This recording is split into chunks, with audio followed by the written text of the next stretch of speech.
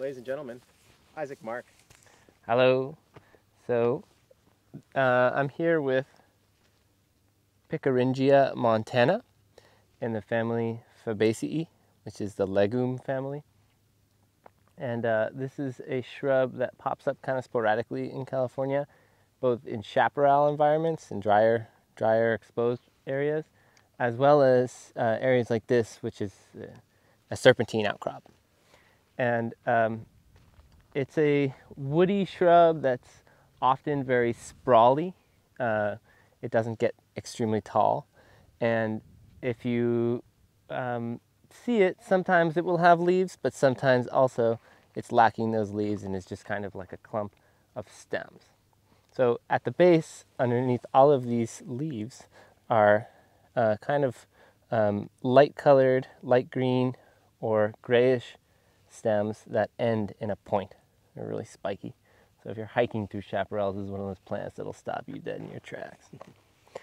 When it does have leaves, it's a nice characteristic to note that if you look closely, they occur in bundles. They're clustered together, and they are actually compound leaves that occur often in threes.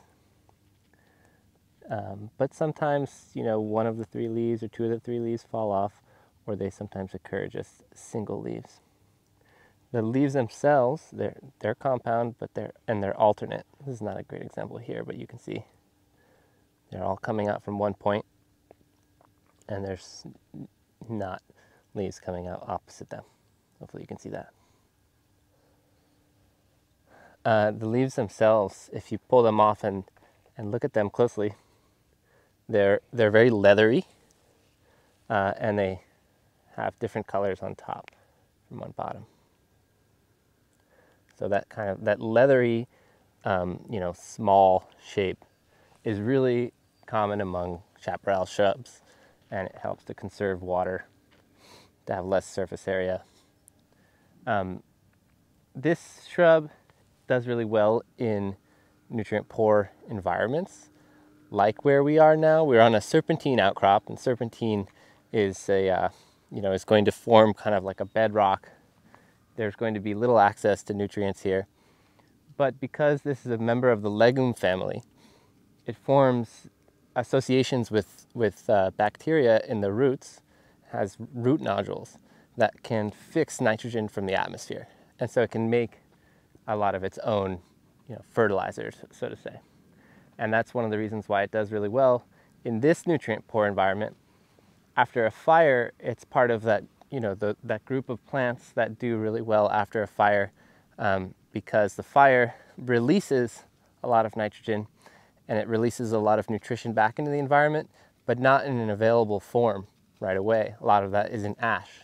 So nitrogen fixing plants like Pickeringia montana and deerweed, Acmaspon glaber, mountain mahogany, Cercocarpus, which we'll learn about soon. A lot of those nitrogen fixing plants do well in that intermediate stage of succession after fire. And when we're looking at plants here in a serpentine habitat, it's also, I would say, worthy to note which are the plants that are going to be found in this particular rock substrate and only in this type of rock substrate, because some of the plants here are endemic to serpentine.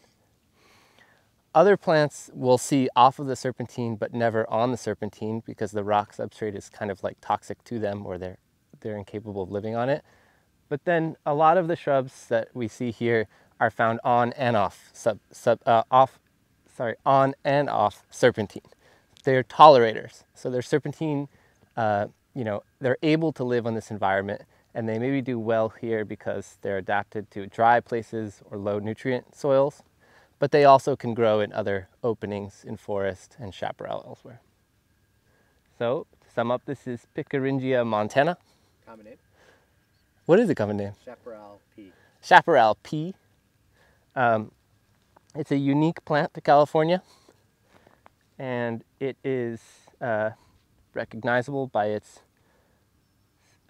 pointed stems, which are sharp, by its leaflets in groups of 3.